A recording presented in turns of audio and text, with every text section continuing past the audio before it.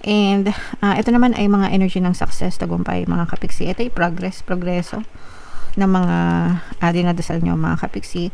At saka yung iba sa inyo guys, nararamdaman natin dito na malayo pa yung mararating nyo sa buhay kasi may katuwang kayo, no? May katuwang kayo or may makakatuwang kayo.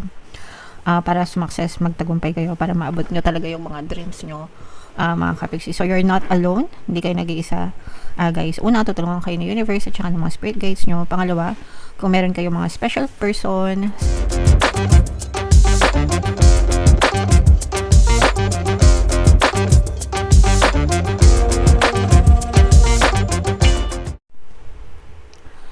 hello guys, hello Taurus, welcome back to Pinay Pixie Tarot. Ang pamagat ng episode natin for tonight is New Moon Kapalaran para ngayong March to April para sa Taurus, Sun, Moon, Rising Sign, and Venus. So, yung ating New Moon guys ngayong March ay sa March 18, and then yung next New Moon naman natin ay sa April 17 guys. So, ang reading na to ay para sa period na yan. And unahin natin itong moon message para sa inyo. Ito yung para sa Taurus guys, okay? So, what do you need to release mga kapiksi? Ano yung mga kailangan nyong i-release sa buhay? Yung mga need nyong pakawalan? Yung mga need nyong i-let go mga kapiksi? Gawin nyo na, no? Huwag nyong hayaan na ma-stuck kayo sa buhay dahil lang sa mga circumstances ng nakaraan. You have to move on, you have to let go, you have to move forward. Again, no, yung palagi kong sinasabi sa inyo, hindi nyo deserve na masaktan ng paulit-ulit dahil lang sa mga tao, bagay, sitwasyon, no, na nakapanakit sa inyo in the past. Deserve nyo maging free, deserve nyo maging malaya, deserve nyo maging masaya, deserve nyo gawin kung ano man yung mga kailangan nyong gawin sa buhay guys, okay? So, yeah, let go, matuto mag-let go guys. So, attune to the moon, yan, kakasabi ko lang, it's safe to let go and move on, okay? Comment nyo na rin sa comment section guys, it is safe to let go and move on. Move forward with as little resistance as possible. Wag na natin masyadong isipin yung past, tapos na yun guys, kasi pag iniisip nyo lang, lalo lang bumibigat yung sitwasyon. Move forward and mag-focus kayo sa present and sa future, no? Kung anong future yung gusto nyo mga kapiksi. Releasing emotional baggage is recommended now, no? So, yun yung importante, yung mga emotional baggages nyo, yung mga galit, anger, hatred, resentment, grudges, no? You need to let them all go mga kapiksi.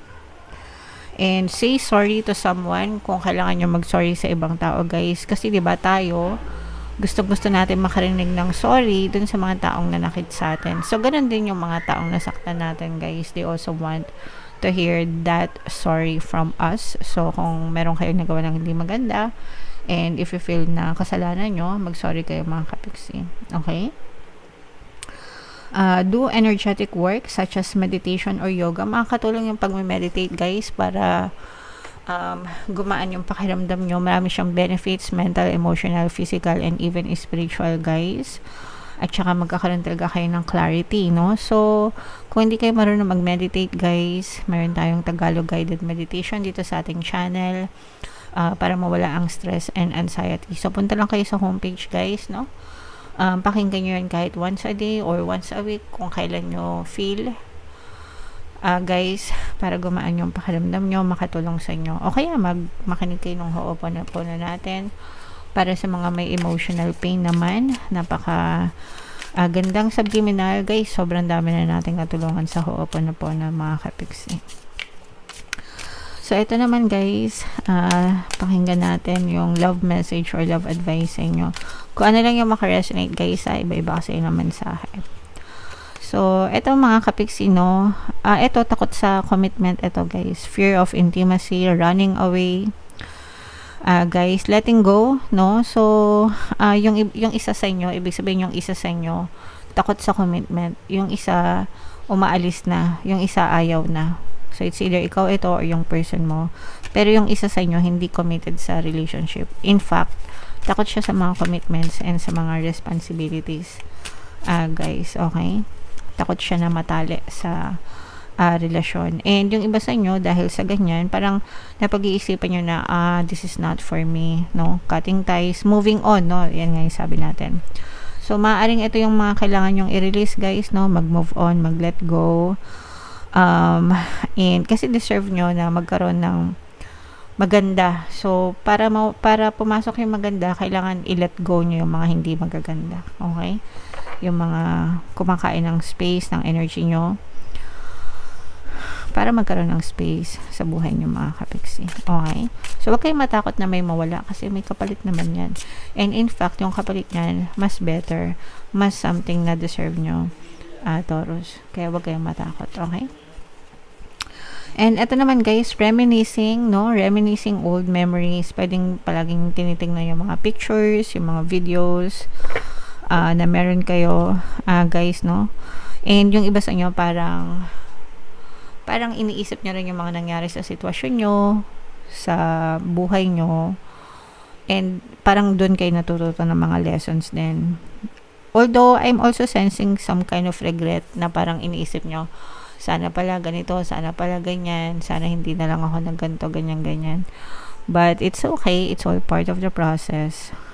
Probably sa next relationship mo, or if ever man na mabigyan pa kayo ng next chapter nitong relationship, then next time, ayusin nyo na, Taurus. Okay? Alright, so comment down below, guys, if feeling nyo na kaya sinasa nyo yung mga message na yan. Hanapin natin yung energy ng moon at saka yung energy ng Taurus.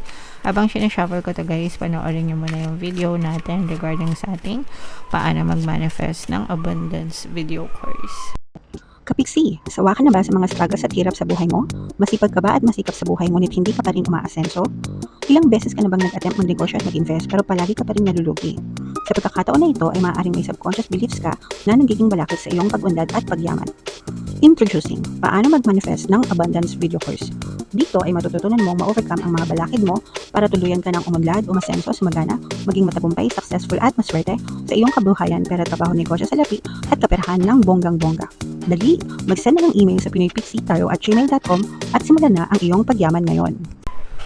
Alright, so sa lahat ng gusto mag-avail ng course, guys, mayroon tayong paano mag-manifest ng abundance video course, paano mawala ang third party, at magkaroon ng harmonious na relationship, paano pabalikin si ex or vice breakup. Sa mga interesado, guys, mag-send lang kayo ng email sa pinoypixie@gmail.com. Ayan, sa mga naghahanap ng pampaswerte, guys, mayroon tayong money shaker jars at saka itong mga bracelet, guys. So, ito yung WhatsApp number ko. I-chat nyo lang ako dyan, mga kapixie. Lalagay ko din sa comment at sa description. So, Taurus, kayo ay represent ng Mother of Pens. Ito yung ating moon energy. Guys, sobrang dami ng sumakses sa money shaker jars. Huwag na kayo magpahuli, guys. Mag-avail na kayo. So, this is both negative and positive, mga kapixie. Unahin natin yung negative, guys. Kasi for some of you, medyo nahihirapan kayo right now. Dahil sa mga toxic. Ito ay toxicities, mga kapixie. Nakakaranas kayo ng toxicities sa paligid nyo. This can be a toxic situation, toxic person, or toxic na bagay, mga kapiksi, no? Pero this is causing you a lot of stress. Talagang super stress kayo, mga kapiksi, to the point na yung iba parang feeling ko you're having difficulty breathing, nahirapan kayong himinga, baka nagkakaroon kayo ng mga chest pains, guys, no? So, dapat magpa-check up kayo if ever man na nakaka-experience kayo niyan. Pero nagtitrigger ito ng some kind of trauma or nagtitrigger ito ng mga panic attacks, anxiety dahil sobrang stress or sobrang toxic ng situation na to. So, kaya kayo sinabihan kanina, guys, na matutong mag-meditate, no? Para kumalma kayo kasi nagkakaroon talaga ng panic attack yung iba sa inyo, guys. So, subukan nyo mag-meditate and kung kailangan nyo magpa-check up, no? Magpa-check up kayo. Just so safe kayo para dun sa mga baka kasi may mga underlying conditions na pala kayo, guys. Okay?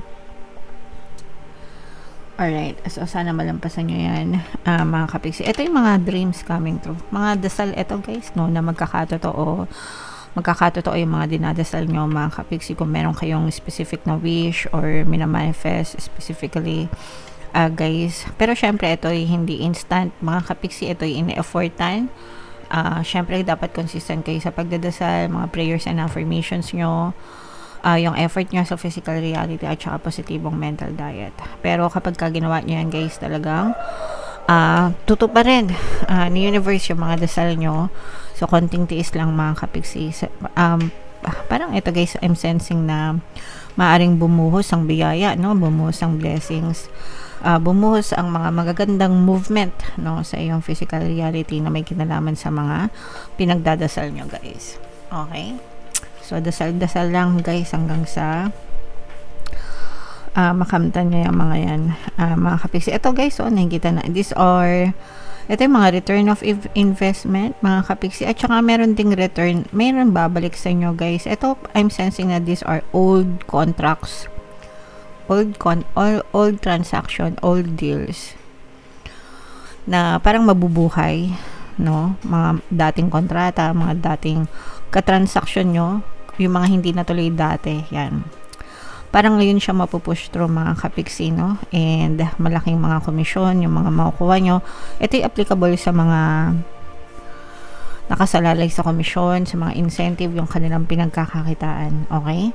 So, yung iba sa inyo talagang papaldo kayo sa mga malalaking transaksyon, mga malalaking deal, malalaking pera yung nag-aantay sa inyo, mga kapiksi. Kung kayo ay nagnenegosyo guys, nakakakita din tayo ng magandang progress sa negosyo nyo. Unti-unti na kayong nakikilala, nagkakaroon ng magandang sales, magandang benta, no? So, unti-unting nakikilala na yung mga negosyo nyo guys. So, i-push nyo lang yan. Siyempre, nung wala naman nagsimula na successful agad, lahat yan merong stage mga kapiksi. Ayan yung sinasabi natin, na yung iba sa inyo medyo aligaga talaga guys, no? Dahil dito sa toxicities na to, mga kapiksi. Yung iba sa inyo guys, parang nagkakaroon din kayo ng mga migraine. So, magpa-check up nga guys, no? Sabi ko nga sa inyo kanina, magpa-check up kayo, mga kapiksi. Alright? And, ito naman ay mga energy ng success, tagumpay, mga kapiksi. Ito ay progreso ng mga dinadasal nyo mga kapiksi. At saka yung iba sa inyo guys, nararamdaman natin dito na malayo pa yung mararating nyo sa buhay kasi may katuwang kayo, no? May katuwang kayo or may makakatuwang kayo para sumakses, magtagumpay kayo, para maabot nyo talaga yung mga dreams nyo, mga kapiksi. So you're not alone, hindi kayo nag-iisa guys. Una, tutulungan kayo ng universe at saka ng mga spirit guides nyo. Pangalawa, kung meron kayong mga special person sa physical reality nyo na tutulong sa inyo, malaki yung contribution nila para sumakses at magtagumpay kayo. Okay? So, i-mind nyo na to, mga dreams coming true, mga success, tagumpay, mga kapiksi. Yan yung mga magagandang energy natin. At saka yung malalaking deal, no? Yung malalaking transaction na nasabi ko kanina, guys. So, comment down below if naka-resonate kayo guys. For more tarot readings, ito yung playlist nyo. Ito naman yung ating success stories ng paano mag-manifest ng abundance video course. Panoorin nyo itong video natin guys about money shaker jars. Thank you for liking, sharing, and subscribing. See you next time guys. I love you all. Have a nice day. Bye-bye.